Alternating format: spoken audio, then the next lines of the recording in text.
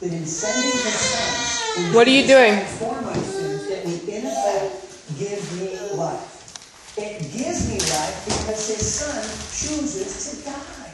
Do you understand what that means? 9 months old, this is what you're doing, eh? God so loved the world, He gave His only begotten Son. You see, Jesus, God in human form, the perfect blood to cleanse us and keep us from our sins. This is all a part of the perfect plan to provide a perfect gift because I can't get to heaven without it.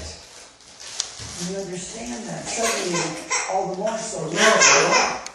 You realize this is not just any other teacher. This is not just any other prophet. No, Jesus has to die. For in His death, I find freedom from my sins and the circumstance that follows my sinfulness. That is, I'm damnable. I have actually committed the kind of offense that declares me damned for all of eternity.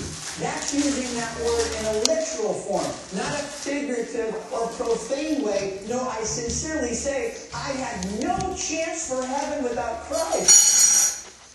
When I say that to you,